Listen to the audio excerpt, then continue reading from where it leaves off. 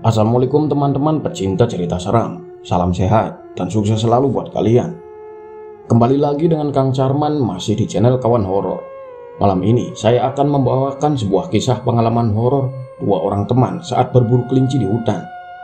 Mereka tersesat dan akhirnya bertemu seorang kakek di sebuah gubuk tengah hutan. Oleh kakek itu, mereka pun diberi makanan sekaligus menginap di sana. Namun, kejadian selanjutnya di luar perkiraan mereka. Apakah yang terjadi? Baiklah, langsung saja kita masuk ke cerita selengkapnya. Dan buat kalian, jangan pernah dengarkan kisah horor ini sendirian, karena terkadang mereka datang dan ikut mendengarkan. Cerita ini terjadi di tahun 70-an. Narasumber bercerita langsung kepada penulis secara face to face. Jadi, semoga kalian bisa ikut merasakan dan masuk ke dalam ceritanya. Jadi bagaimana Om awal mulanya? Kok bisa sampai kejadian kayak gitu? Tanyaku. Oke, Om ceritakan dengan jelas dari awal. Jawab Om Tony, bukan nama aslinya, sambil menyesap rokok kreteknya. Kepulan asap rokok dan aroma kopi hitam menemani malam kami. Tahun 70-an, saat itu umur Om Tony masih 10 tahun dan masih duduk di sekolah dasar. Dia tinggal di kabupaten daerah Jawa Barat. Dan daerah tempat tinggalnya dulu belum ada aliran listrik.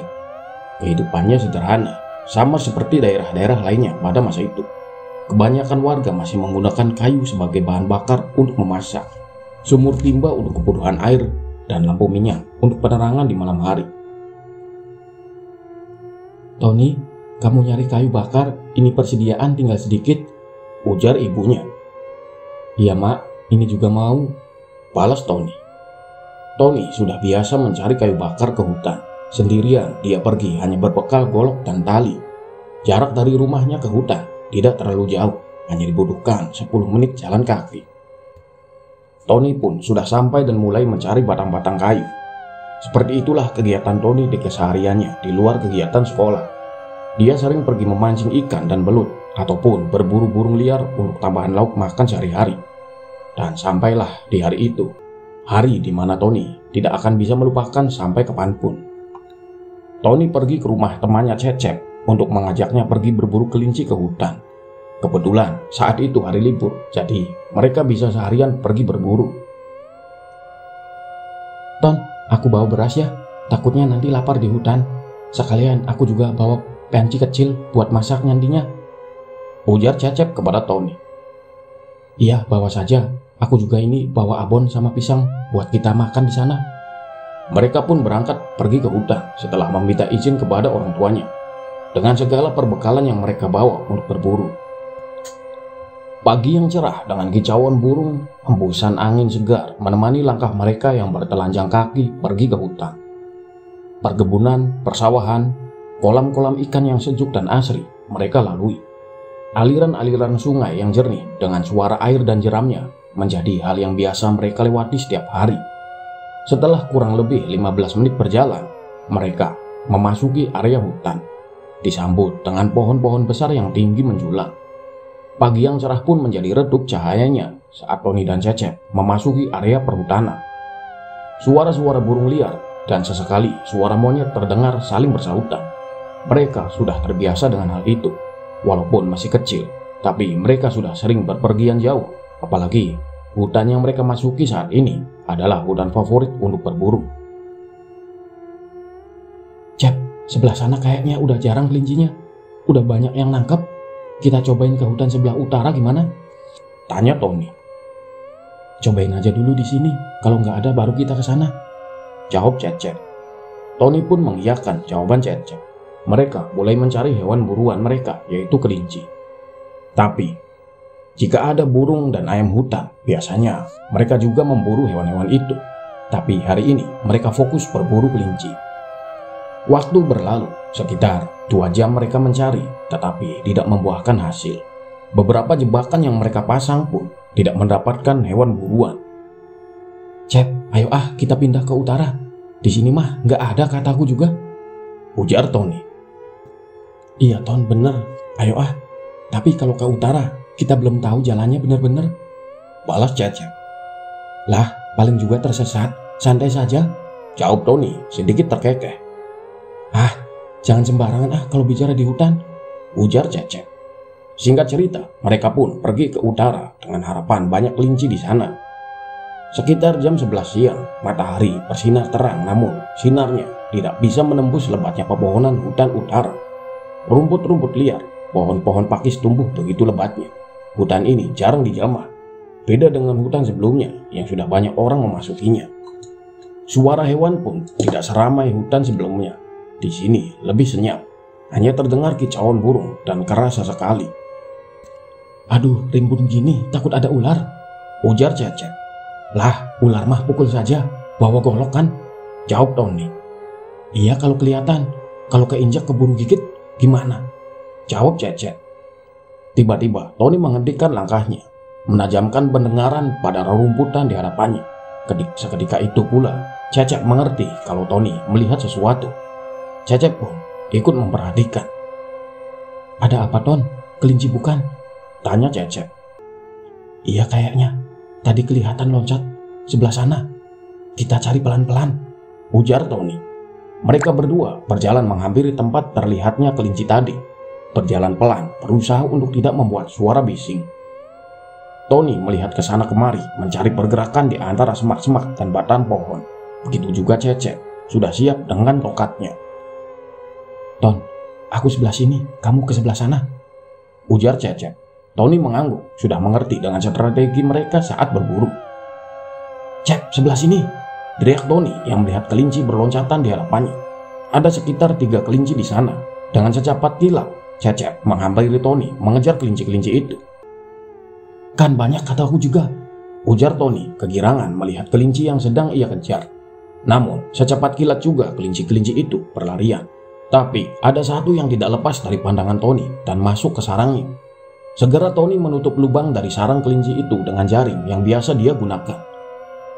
Cep, sini bantuin, ujar Tony sambil memegangi jaring. Sekali lagi Tony memanggil Cecep, namun tidak ada jawaban. Cep, aduh si Cecep kemana? Bukannya bantuin, ucap Tony ketus sambil memasang jaring di sarang kelinci itu. Berkali-kali Tony memanggil Cecep, tapi tetap tidak ada jawaban juga. Merasa curiga dan mulai khawatir, Tony mulai mencari Cecep, menengok di sekitarannya, dan saat itulah Tony baru sadar bahwa dia sudah masuk jauh ke dalam hutan. Kegirangannya mengejar kelinci tadi membuatnya tidak sadar dia sudah berlari jauh masuk ke dalam hutan utara itu. Semak-semak dengan rumput liarnya dan pohon-pohon rimbun seakan menyelimuti dan mulai menerkam Tony dengan daun-daun rimbun dan akar-akar pohon yang menjuntai. Tony mulai merasa ketakutan, takut kalau dia tersesat di hutan itu. Tapi dia tetap tenang dan mencari keberadaan Cecep. Cep, Cep, teriak Tony berkali-kali sambil berjalan sekelilingnya, mengingat kembali jalan yang dia lalui tadi. Krasak! Ada suara dari semak-semak di hadapan Tony. Jaraknya cukup jauh, tapi masih bisa Tony lihat semak itu memang bergerak-gerak. Segera Tony menghampirinya sambil memanggil-manggil. Cep, Cep, ini aku Tony, tunggu di situ, teriak Tony walaupun dia tidak tahu apakah itu Cecep atau bukan. Tony mempercepat langkahnya menuju semak dan sesampainya di sana tidak ada apapun, hanya semak belukar saja. Mungkin tadi hanya binatang, pikir Tony.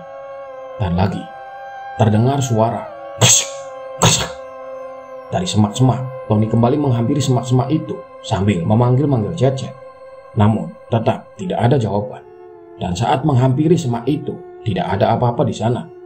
Seketika Tony merasakan keanehan dan mulai ketakutan. Wajar saja, Tony hanyalah anak kecil umur 10 tahun. Meskipun sering keluar masuk hutan, jika berada di situasi seperti ini, dia takut juga. Setelah sekitar 15 menit, Tony berjalan mencari Cecep dan berusaha untuk kembali ke tempat dia memasuki hutan itu. Tony merasakan kelelahan dan haus.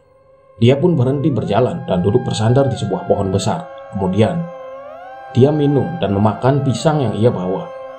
Aduh, capek. Istirahat dulu lah.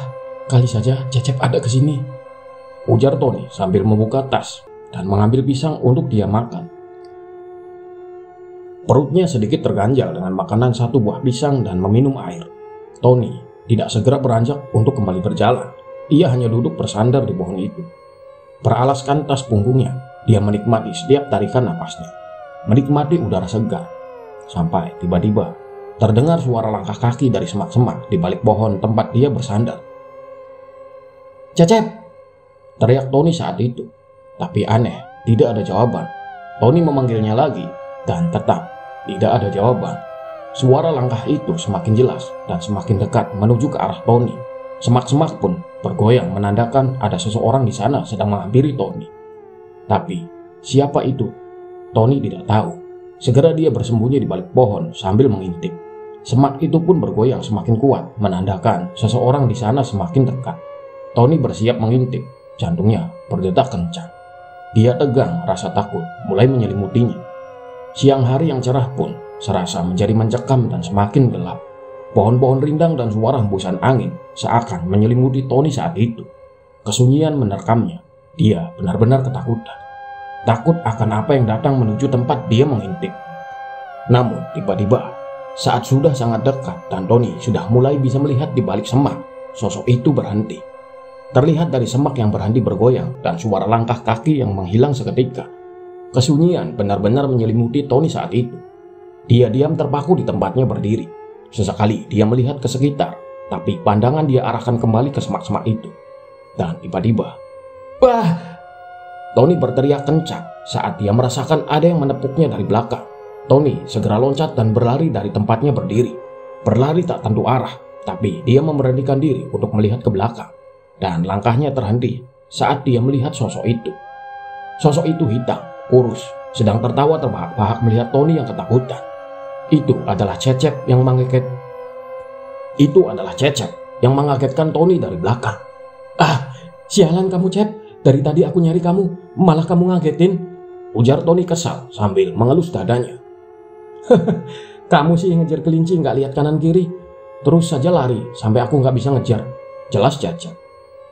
"Iya kan, takutnya nggak kekejar. Tahu kan rumputnya pada tinggi begini," balas Tony. Singkat cerita, mereka pun kembali melanjutkan perjalanan. Tony kembali ke tempatnya tadi memasang jaring di sarang kelinci. Dan benar saja, sudah ada 2 kelinci yang terjebak di jaring itu. Segera mereka menangkap dan mengikat kelinci itu. "Alhamdulillah ya, dapat 2 lumayan," ujar Cecep. "Cep, sekarang mah kita masak dulu aja yuk. Lapar pengen makan," jelas Tony. Cecep mengiyakannya, dan mereka mencari sungai untuk mendapatkan air supaya bisa memasak nasi. Beberapa menit mereka berjalan, mereka pun menemukan sungai kecil. Alirannya tidak begitu deras, dan kedalamannya pun hanya sebatas paha saja. Singkat cerita, Cecep membersihkan beras di sungai, sedangkan Tony menyembelih dan membersihkan kelinci buruannya. Dia sudah terbiasa melakukannya sendiri. Tidak terasa matahari mulai condong ke barat. Cecep dan Tony duduk menghadap perapian yang sedang membara, menanak nasi dan membakar kelinci buruan mereka. "Cep, sudah matang kali," ujar Tony. Cecep pun mengecek nasinya, dan benar nasinya sudah matang. Mereka menikmati makanannya. Nasi hangat dengan kelinci bakar membuat perut mereka kenyang dan tenaga mereka kembali terisi. "Pulang yuk ah, keburu sore," ajak Tony. "Iya ayo, sebentar beresin dulu peralatan," jawab Cecep. Setelah mereka siap, mereka pun kembali melanjutkan perjalanan untuk pulang ke rumah, menyusuri jalan yang mereka lalui sebelumnya. Tidak ada jalan setapak ataupun petunjuk apapun, hanya mengandalkan jejak mereka sebelumnya. Ranting-ranting yang patah dan rumput bekas injakan kaki mereka lah yang menjadi satu-satunya petunjuk saat itu. Karena mereka benar-benar tidak tahu jalan keluar dari dalam hutan itu. Menyusuri sungai pun tidak mungkin karena medan yang terjal dan sulit dilalui. Mereka hanya mengandalkan insting dan jejak mereka sebelumnya. Rerumputan liar, pohon-pohon tinggi membuat Tony dan Cecep tenggelam di dalamnya. Badan mereka yang masih kecil membuat mereka terkadang kesulitan saat berjalan di antara semak belukar yang tingginya melebihi badan mereka. Saat sedang fokus berjalan, tiba-tiba Tony menepuk Cecep. "Cep, ada orang tuh, lihat, bapak-bapak. Kejar yuk biar bisa bareng," ajak Tony. "Mana ah, nggak ada, nggak kelihatan," jawab Cecep. Itu tuh, cepat keburu ketinggalan," ujar Tony sambil menarik tangan Cecep dan mulai berlari menghampiri orang itu. "Pak, tunggu!" teriak Tony sambil berlari menghampirinya diikuti Cecep di belakang. Namun orang itu tetap berjalan, seolah tidak mendengar apapun. Mungkin karena cukup jauh. Tony dan Cecep berusaha mengejar orang itu. Lelaki parubaya dengan ikat kepala dan pakaian serba hitam berjalan semakin jauh. Kemudian hilang di balik semak dan pepohonan di hutan itu. Tony dan Cecep berhenti mengejarnya karena mereka kehilangan jejak dan keberadaannya. Aduh, kita lari segitu kencengnya tapi tetap nggak kekejar, ujar Cecep kelelahan sambil mengusap keringat di keningnya. Iya, lumayan jauh sih. Terus susah ngejarnya, banyak rumput liar, jawab Tony yang kemudian duduk di atas akar pohon besar dan meminum air untuk menghilangkan rasa hausnya. Mereka berbagi air minuman. Perjalanan pulang yang tak kunjung usai membuat Cecep dan Tony cemas. Mereka benar-benar tersesat di hutan itu. Suara kicauan burung yang sesekali terdengar sejak tadi kini hilang ditelan sunyi. Hanya suara gesekan daun-daun pohon rindang yang tertiup angin. Matahari pun semakin condong ke barat. Cecep dan Tony mencoba untuk terus berjalan ke arah selatan, menjadikan matahari sebagai patokan arah angin. Menit berganti jam, tidak terasa. Mungkin telah 2 jam mereka berjalan kaki. Namun, tetap tidak menemukan jalan keluar. Cecep sudah sangat cemas bahwa dia tidak bisa pulang lagi ke rumahnya. Ton, gimana ini nggak nyampe-nyampe? Udah jalan kaki berapa jam? Terus sudah sore gini, bagaimana kalau kemalaman? Cecep menggerutu dengan wajah lesu. Ya mau gimana lagi, Cep? Kita terus saja jalan? Atau kita istirahat dulu saja sebentar? Sama aku juga capek, balas Tony. Mereka pun beristirahat, berbagi air minuman yang tinggal sedikit. Perut mereka pun mulai merasa keroncongan. Mungkin energi dari makan siang mereka sudah habis dipakai untuk berjalan kaki dari tadi. Tony mengeluarkan bekal makanannya, yaitu pisang. Begitu juga Cecep, dia membawa ubi rebus. Mereka pun memakan bekal mereka untuk mengisi perut dan energi untuk kembali berjalan kaki. Perjalanan berlanjut, namun lebih sulit karena langit mulai gelap. Kabut pun mulai turun menyelimuti hutan. Namun Cecep dan Tony masih bisa untuk melihat lingkungan sekitar, walau jarak pandangnya terbatas. Mereka berdua meskipun merasa ketakutan, tetap berusaha untuk tenang dan terus berjalan menyusuri hutan itu, berharap di depan sudah bisa keluar dari sana.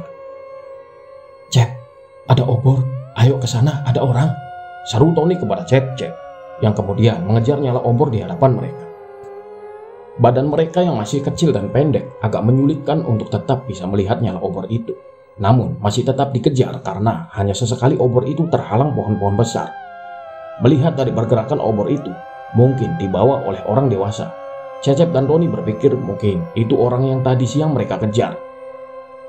Kang, tunggu.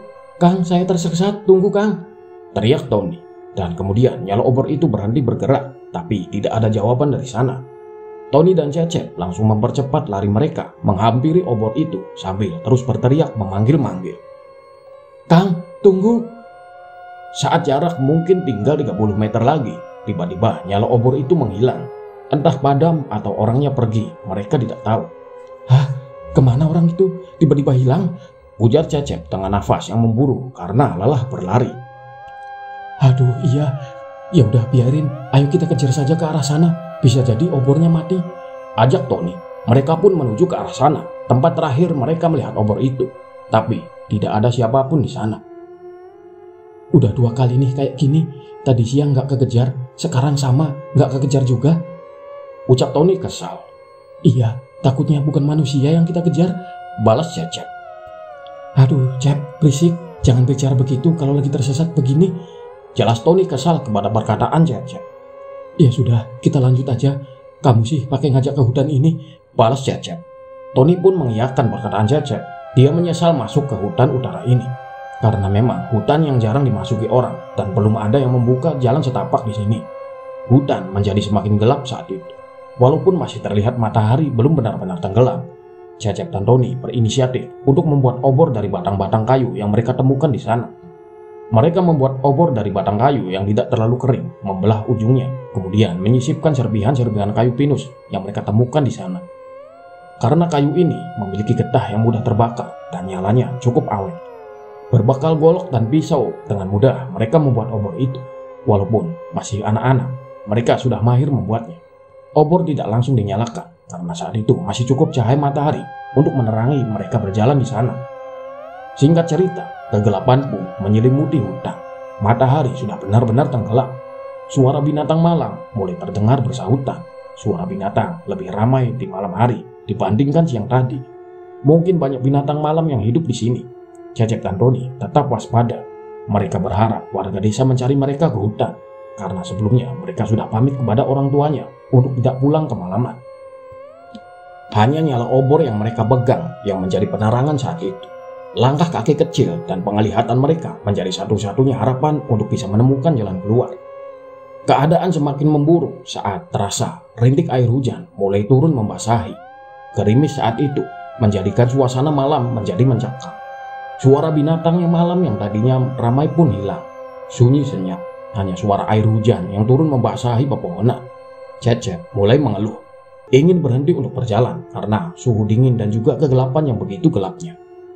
Ton, sudah kita di sini neduh dulu, capek aku, ujar Cecep. Nanti di depan aja, Cep. Tanggung kalau di sini pohonnya kurang rimbun, balas Tony. Mereka pun terus berjalan. Dan tiba-tiba, harapan yang mereka tunggu-tunggu ada di depan mata. Saat menyingkap semak-semak tinggi, Tony melihat ada sebuah rumah dengan nyala lampu minyak di depannya. Saat itu juga, Tony memberitahu Cecep yang berada di belakangnya. Cep, ada rumah, ayo cepat, seru Tony sumringah. Alhamdulillah, iya Ton, ayo kita ke sana.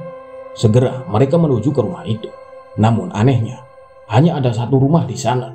Tidak ada rumah lain lagi. Tapi itu tidak sempat terpikir oleh mereka. Yang mereka pikirkan hanya ingin berteduh dan minta petunjuk jalan untuk pulang. Mereka sudah berada di depan rumah itu. Rumah panggung dengan dinding bilik anyaman bambu. Dan di depannya terpasang lampu minyak. Tidak ada pagar atau apapun. Jadi Tony langsung mengetuk pintu rumah itu. Permisi, ujar Cecep. Tidak ada jawaban. Kembali, Cecep mengetuk pintu itu. Diikuti Tony mengucap salam. Assalamualaikum. Beberapa kali mengetuk, tetap tidak ada jawaban. Lagi keluar dulu kali Ton. Kita tunggu saja sambil duduk di kursi, sekalian neduh, jelas Cecep. Ya, kita tunggu saja dulu. Nanti juga ada, balas Tony. Mereka yakin pasti ada orang karena ada lampu minyak yang menyala dan minyaknya masih terlihat penuh. Sekitar 1 jam Tony dan Cecep duduk di sana, tapi tidak kunjung ada orang yang datang. Cecep mengelilingi rumah itu, mengintip bagian dalam rumah. Tapi hanya kegelapan yang dia dapatkan. Mungkin memang tidak ada orang di dalam. Tony pun sama, berjalan di sekitaran rumah. Tidak dilihatnya tanda-tanda keberadaan manusia. Gerimis sudah mereda. Suara hewan malam mulai terdengar kembali. Cep, sini jangan jauh-jauh, nanti hilang lagi kamu, ujar Tony. Ada juga kamu yang hilang, ninggalin, balas Cecep. Kita ke sebelah sana dulu yuk, lihat-lihat, barangkali ada orangnya di sana, ujar Tony, karena dia melihat ada bekas jejak manusia di sebelah sana. Mereka berdua pun pergi ke arah itu. Tony berjalan di depan, diikuti Cecep di belakangnya, berbekal kayu obor di tangan mereka masing-masing. Ada nggak Ton? Jangan kejauhan takutnya lupa jalan kembali ke rumah itu, ujar Cecep khawatir. Iya enggak, pengen lihat ke sebelah situ, balas Tony. Mereka pun berjalan di sekeliling sekitaran rumah itu. Sekitar untuk memeriksa barangkali ada orang atau rumah lainnya. Namun nih, tidak ada rumah atau siapapun di sana. Akhirnya mereka kembali ke rumah itu dan hanya bisa duduk menunggu pemilik rumah itu. Melihat kondisinya, rupanya rumah ini sudah cukup tua. Dindingnya yang terlihat sudah banyak yang rapuh. Begitu juga tiang penyangganya terbuat dari kayu yang sudah sangat tua. Tiba-tiba dari kejauhan terlihat cahaya obor berjalan mendekat ke arah Tony dan Cecep yang tengah duduk di depan rumah itu. Cep, lihat ada yang kesini. Kayaknya yang punya rumah ini, seru Tony kepada Cecep sembari menggoyangkan pundaknya. Mana Ton? Oh iya benar, semoga bisa bantuin kita, jawab Cecep. Sosok itu pun semakin mendekat dan telah berada di depan mereka. Perawakannya sedang, tidak terlalu tinggi dan tidak pendek untuk ukuran orang dewasa. Jika dilihat dari wajahnya yang ditubuhi jenggot panjang beruban, kira-kira bapak ini berumur 60 tahunan. Mengenakan ikat kepala dan pakaian serba hitam. Pakaiannya lusuh, mungkin karena terkena hujan dan perjalanan menyusuri hutan. Dia memanggul kayu yang ternyata di ujungnya tergantung beberapa kelinci dan juga ikan. Dengan obor yang masih menyala di tangan kirinya, dia menatap Tony dan Cecep yang sudah berdiri di depannya, bersiap untuk menjelaskan kenapa mereka ada di sana. Pak, mohon maaf, saya bersama teman saya ikut berteduh di rumah Bapak, ucap Tony kepada lelaki tua itu. Melihat Tony berkata seperti itu, lelaki tua itu pun menjawabnya dengan raut wajah ramah. Silahkan, Jang. Ini udah dari mana? Sudah malam gini kenapa ada di sini? Tanya lelaki tua itu, suaranya berat dan serak. Tony dan Cecep pun kemudian menjelaskan bahwa mereka berdua tersesat di hutan ini seharian dan tidak tahu jalan pulang. Mendengar hal itu, lelaki Parubaya itu pun mengajak Cecep dan Tony untuk beristirahat dulu di dalam rumahnya. Aduh, kasihan anak-anak ini. Makanya jangan sok tahu. Kalau di hutan jangan sembarangan. Sudah, sekarang mah istirahat saja dulu di sini. Abah masakin dulu ikan sama kelinci. Jelas lelaki itu sambil membuka pintu rumahnya dan mempersilahkan Cecep dan Tony masuk. Terima kasih banyak, Pak. Tapi nggak apa-apa nih. Takutnya ganggu, Pak. Balas Cecep. Ya enggak atuh, Jang. Silahkan masuk. Abah mah sendiri di sini udah lama. Silahkan masuk, jangan malu-malu. Nggak ada siapa-siapa di sini. Jelas lelaki itu. Maaf, Pak. Nama Abah siapa? Kalau saya Tony, ini Cecep. Jelas Tony. Sebut saja Abah Obon, Jang. Jawab Abah sambil kemudian mempersiapkan bahan masakan untuk makan malam mereka. Pencahayaan di dalam rumah hanya sebuah lampu minyak temaram, tapi mereka sudah terbiasa dengan hal itu. Suara binatang malam dan juga hembusan anginnya menemani mereka malam itu, disertai kepulan asap dari perapian yang sedang memasak nasi dan juga membakar ikan juga kelinci hasil buruan Abah. Tidak ada yang aneh dari rumah itu. Seperti rumah zaman dulu kebanyakan, tidak ada hiasan atau apapun, hanya benda-benda untuk keperluan sehari-hari, seperti celurit, golok, tombak, bahkan busur panah pun ada. Mungkin peralatan untuk Abah berburu. Singkat cerita, makan pun sudah siap. Abah menyajikan di tengah rumah. Mereka duduk bersila, siap menyantap masakan yang sudah ada di hadapan mereka itu. Harum sekali wanginya, membuat selera makan Tony dan Cecep menjadi tergugah. Mereka semua pun menyantap semua makanan yang sudah dihidangkan. Cecep dan Tony belum pernah merasakan makanan seenak ini. Makanan yang mereka santap rasanya sangat berbeda. Enak banget, Bah, ini masakannya. Baru kali ini makan seenak ini, ujar Tony sambil menyantap makanannya. Tidak terasa makanan di hadapan mereka pun habis. Tony dan Cecep merasa kekenyangan karena begitu enaknya makanan yang mereka santap. Abah Obon pun membereskan bekas makanan mereka, kemudian menggelar tikar di lantai ruangan itu. Sok, Jang, pada istirahat saja dulu. Udah saja pada tidur di sini, udah malam. Besok diantar sama Abah pulang, ujar Abah Obon kepada Cecep dan Tony. Iya, Bah, makasih banyak. Tapi kalau bisa mah, antarkan kami sekarang, Bah. Soalnya takut warga kampung nyari-nyari kami, balas Cecep. Sekarang mah sudah malam, Jang. Gelap, mau pulangnya juga takutnya tersesat atau celaka. Sudah, di sini saja pada tidur, jelas Abah Obon. Setelah berbincang tentang pulang atau tidaknya, akhirnya Cecep dan Tony bersedia bermalam di sana bersama Abah Obon. Mereka melihat sikapnya yang baik dan ramah. Cecep dan Tony pun merebahkan tubuhnya di ruangan itu. Mereka bersampingan. Tapi Abah Obon tidak di sana. Dia pergi ke depan rumah, kemudian bermain suling. Alunan suara sulingnya memecah kesunyian malam. Alunan suling itu sangat merdu, namun sedikit menyeramkan dan juga sedikit aneh. Karena biasanya orang tua Cecep dan Tony melarang mereka untuk bermain alat musik di malam hari, apalagi suling, katanya pamali.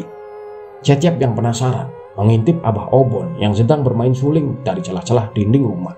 Cecep lihat Abah Obon bermain sambil duduk bersila di atas kursi di halaman rumah itu. Dia terlihat sangat menikmatinya. Cecep pun berniat kembali ke tempat semula. Namun sebelum bergerak pindah, Cecep terkejut dan kembali mengintip. Dia melihat keanehan dan berusaha meyakinkan apa yang dilihat, apakah benar atau tidak. Saat itu, Cecep melihat bayangan yang dihasilkan dari cahaya lampu minyak hanyalah bayangan kursi saja, sedangkan Abah Obon tidak ada siluet bayangannya di sana. Cecep terpaku melihat hal itu. Detak jantungnya menjadi cepat dan kuat, tidak percaya dengan apa yang dilihat. Segera dia memanggil Tony. Ton, sini cepat, bisik Cecep. Tony yang sedang merebahkan tubuhnya menoleh ke arah Cecep. Ada apa, Cep? Ngantuk pengen tidur? Balas Tony. Cepat kamu ke sini. Sini lihat ini, saru Cecep serius. Melihat respon Cecep yang serius seperti itu, Tony segera beranjak menghampirinya. Coba lihat kamu intip dari sini. Si Abah nggak ada bayangannya, bisik Cecep sambil mengarahkan Tony ke sela-sela dinding untuk mengintip. Ngaco kamu, Cep. Emang si Abah itu hantu gitu? Balas Tony. Setelah berdebat tentang hal itu secara bisik-bisik, akhirnya Tony mau mengintip ke sana. Dan benar saja, ternyata apa yang dikatakan Cecep itu nyata dan sedang Tony perhatikan. Iya, Cep. Benar. Gimana dong? Kita salah lihat kali ya? Ujar Tony. Saat mereka sedang berbincang seperti itu, tiba-tiba suara suling Abah Obon hilang. Tidak terdengar suara apapun di sana. Sunyi senyap. Dan tiba-tiba tercium wangi bunga yang sangat menyengat, membuat bulu kuduk Cecep dan Tony berdiri. Mereka diselimuti ketakutan. Saat diintip lagi dari celah, Abah Obon sudah tidak ada di sana. Cecep dan Tony pun hanya bisa diam, memutar pikiran, bertanya-tanya sebenarnya apa yang sedang terjadi. Tiba-tiba terdengar pintu belakang rumah terbuka. Suara khasnya teritan pintu kayu tua menambah kengerian malam itu. Cecep dan Tony memperhatikan siapa yang masuk. Dan ternyata itu adalah Abah Obon membawa air minum dengan asap yang masih mengepul dari airnya. Minuman hangat untuk mereka. Cecep dan Tony terkesima melihat Abah Obon. Antara ngeri dan segan, mereka hanya bisa duduk bersila melihat Abah Obon menyajikan minuman itu untuk mereka. Nah, silahkan Jang, diminum selagi hangat, ujar Abah Obon. Iya, Bah, terima kasih, ucap Tony dengan suara gemetar. Di saat itu juga Cecep menepuk punggung Tony memberi kode kepadanya. Saat itu mereka melihat bahwa Abah Obon memiliki bayangan saat terkena cahaya lampu minyak. Cecep dan Tony pun sedikit tenang. Mereka berpikir mungkin tadi hanya salah lihat saja. Bah, ini wangi apa ya? Wanginya kuat banget, tanya Cecep kepada Abah Obon. Oh, ini wangi bunga di belakang rumah. Itu bunga kemuning, Jang, jelas Abah Obon. Oh, gitu, Bah. Wanginya wangi banget ya, Bah. Kirain ada hantu, karena kata emak saya, katanya kalau kecium bau bunga kemuning berarti ada hantu yang lewat, jelas Cecep. Bohong itu mah, Jang, jawab Abah Obon. Singkat cerita, mereka pun menikmati minuman hangat itu, berbincang tentang apapun yang terlintas di benak mereka. Sampai akhirnya, Cecep dan Tony tidak bisa menahan kantuknya. Mereka merebahkan diri dan terlelap di dalam tidurnya. Suara binatang malam dan pepohonan tertiup angin menjadi teman mereka dalam tidur lelapnya. Dan tiba-tiba, Tony terbangun dari tidurnya. Dia menengok ke sebelahnya, ternyata Cecep sudah tidak ada di sana. Tony pun sontak terkejut melihat mencari temannya itu. Mulai mencari temannya itu. Cep, ujar Tony pelan sambil mencarinya. Tapi kemudian terdengar suara dari belakang rumah, dari dapur tepatnya. Suara itu seperti suara orang yang sedang makan, mengecap-ngecap bibir dan terdengar pula suara kunyahannya. Siapa itu yang sedang di dapur? Ujar Tony sambil menuju ke arah suara dengan langkah pelan dan tanpa suara. Perlahan dia mengintip dari pintu dapur. Cahaya temaram dari lampu minyak membuat Tony bisa melihat bayangan orang itu sebelum dia bisa melihat orangnya. Bayangannya seperti Abah Obon. Terlihat dari bayangan dia sedang memakan sesuatu. Memegang makanan dengan kedua tangannya, kemudian menggigit dan menariknya untuk dimakan, seperti sedang memakan daging. Mungkin itu daging kelinci sisa tadi, pikir Tony. Tony pun memberanikan diri untuk menghampirinya, dan memang benar, itu Abah Obon. Dia sedang asik makan, namun posisinya memunggungi Tony yang saat itu menghampirinya. Bah, lagi makan? Lihat Cecep enggak ada di dalam, kemana ya? Tanya Tony. Namun Abah Obon tetap asik menyantap makanannya. Tidak menjawab pertanyaan Tony, menoleh pun tidak. Bah, ngelihat Cecep enggak? Tanyanya, nadanya sedikit tinggi dan nyaring. Dan akhirnya Abah Obon yang sedang asik makan itu berhenti mengunyah. Menengok perlahan ke arah Tony yang sedang ada di belakangnya saat itu. Saat itu pula, Tony Dia mematung seolah tidak percaya dengan apa yang dilihat. Tony lihat bola mata Abah Obon berwarna hitam sepenuhnya. Mulutnya berlumuran darah dengan potongan daging yang masih dia gigit untuk dimakan.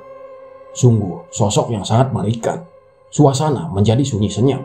Ketakutan seketika menyelimuti Tony, menerkam dalam sebuah situasi mencekam. Jantungnya berdetak kencang seketika. Apalagi saat dia lihat makanan yang dipegang oleh kedua tangan Abah Obon.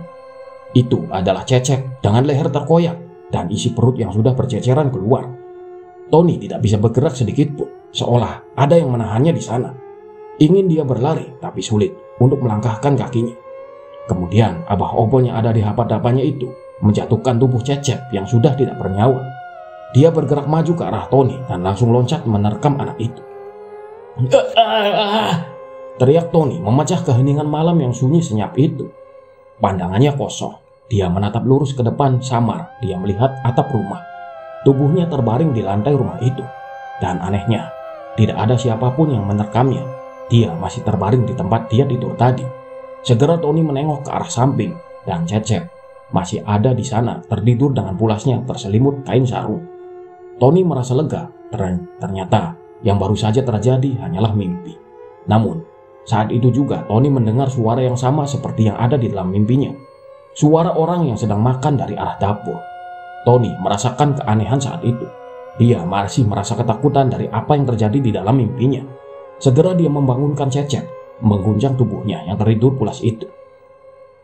Cep, bangun Cep. Cep, bangun. Bisik Tony sambil mengguncang tubuh Cecep. Cecep pun membuka matanya. Segera Tony memberi isyarat kepada Cecep untuk tidak bersuara dan menyuruhnya untuk mendengarkan suara yang terdengar dari arah dapur. Ayo kita lihat, apa itu? Bisik Tony. Cecep yang masih kebingungan dengan apa yang sedang terjadi, menurut saja apa yang dikatakan Tony. Mereka berdua pun menuju ke sana, berjalan perlahan, berusaha tidak menimbulkan suara, dan mengintip perlahan dari pintu dapur. Tony berusaha mencari bayangan di dinding dapur, tapi nihil. Tidak terlihat bayangan dari sana. Akhirnya, Tony memberanikan diri melangkah lebih maju ke depan. Dan terlihat di sana, Abah Obon yang sedang makan. Memunggungi Tony dan Cecep. Persis seperti apa yang Tony lihat di dalam mimpinya. Namun, ada hal yang berbeda seperti yang ada di dalam mimpinya. Tony baru sadar bahwa Abah Obon tidak memiliki bayangan. Padahal sangat jelas, kursi yang didudukinya terlihat bayangannya di lantai dapur itu. Seketika, Tony memberi kode kepada Cecep, tunjukkan ke arah bayangan kursi di lantai.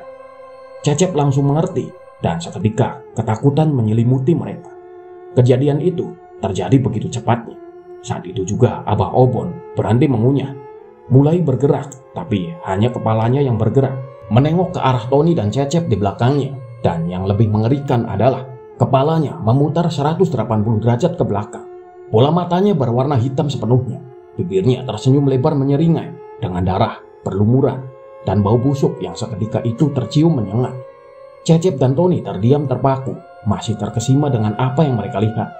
Aliran darah mereka semakin cepat, detak jantungnya semakin kuat, dan teriakan mereka berdua saat itu memecah heningnya malam di tengah hutan utara. Segera Cecep dan Tony berlarian keluar dari rumah itu. Perbekalan mereka tertinggal di sana dan tidak terpikir untuk membawanya. Yang mereka pikirkan hanya lari sekencang dan sekuat tenaga mereka pergi dari tempat mengerikan itu. Terdengar suara tawa yang mengerikan dari dalam rumah. Saat Cecep dan Tony berlarian keluar dari pintu depan rumah, tiba-tiba angin bertiup kencang. Pepohonan bergoyang dan menghasilkan suara alam yang mengerikan, dibarengi lolongan anjing hutan dari kejauhan. Cecep memberanikan diri untuk menengok ke belakang, menengok rumah itu, dan apa yang dia lihat saat itu bukanlah rumah, tapi sebuah pohon besar tua yang rindang dengan akar-akar tua menjulur sampai ke tanah. Lari Cep, jangan tengok kemana-mana, teriak Tony. Mereka pun terus berlari, tak tentu arah di tengah gelapnya hutan.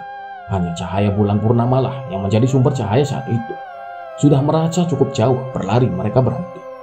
Karena merasa lelah dan Cecep merasakan sakit di telapak kakinya karena tergores benda-benda tajam saat berlari.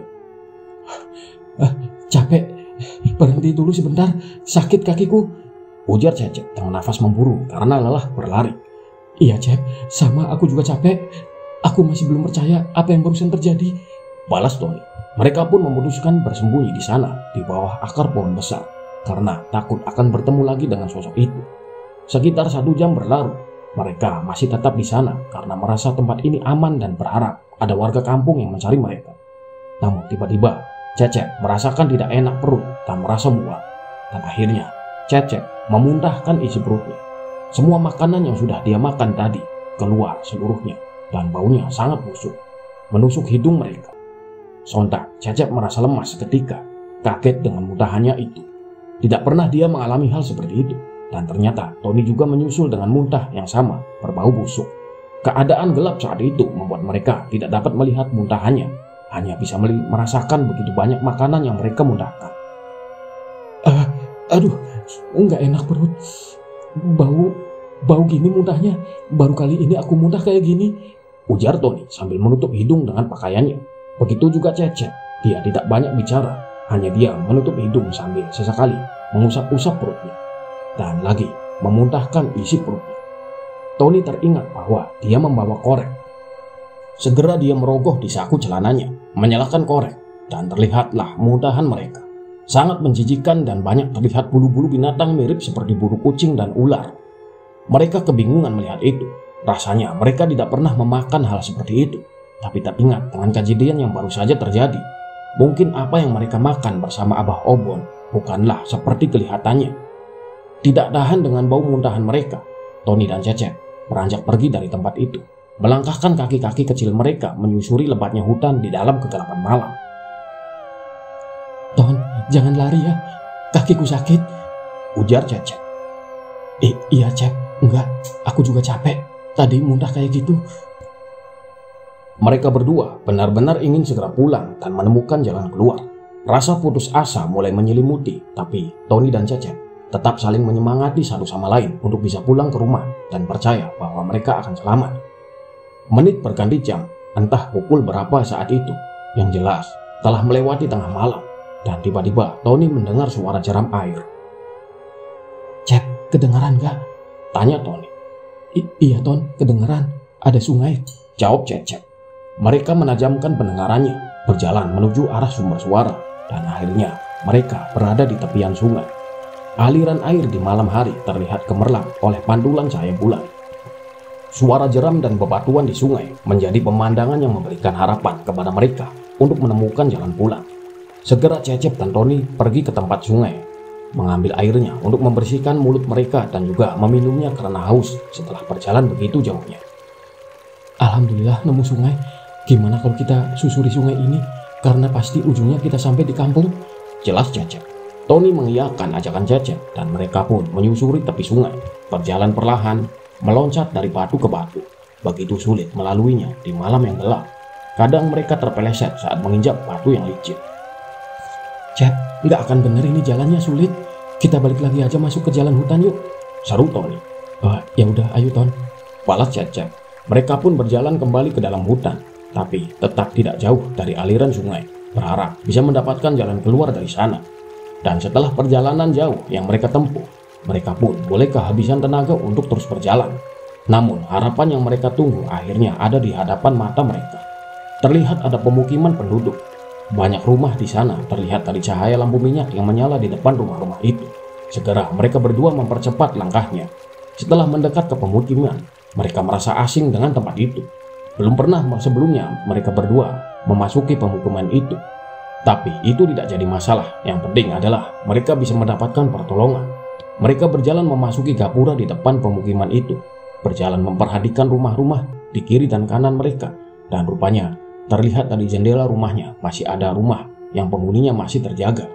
Segera Cecep dan Tony mengetuk pintu rumah itu untuk meminta pertolongan.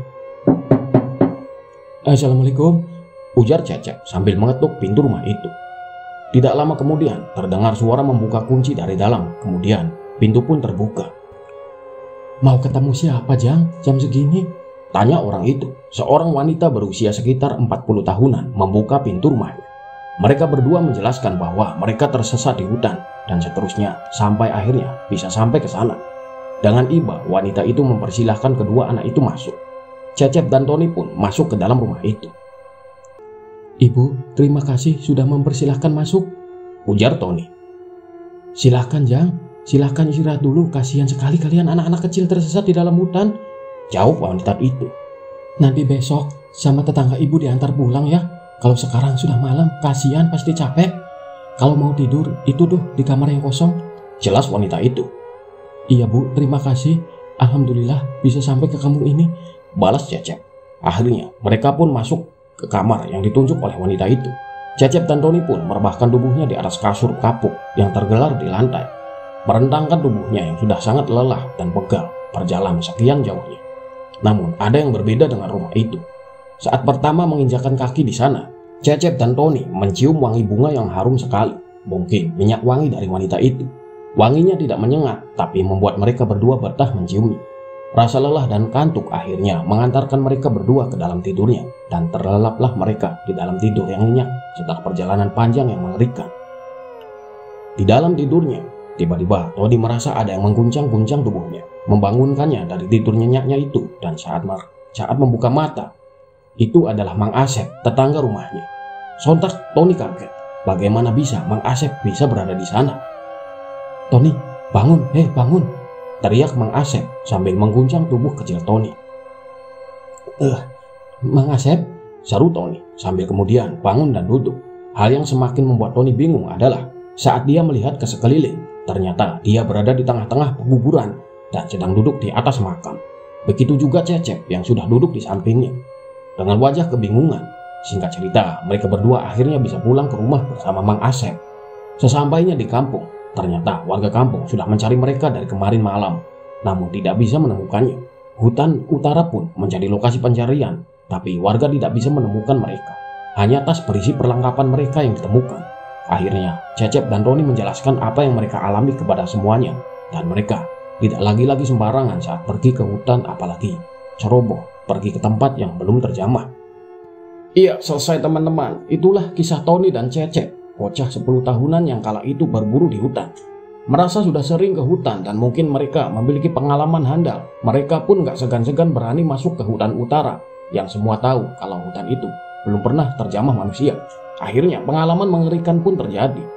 Baiklah, itu saja kisah malam ini. Semoga dapat menghibur dan dapat kita ambil pelajarannya. Kita ambil baiknya dan buang buruknya. Saya mohon maaf apabila ada banyak salah kata dan ucapan saat membawakan kisah ini.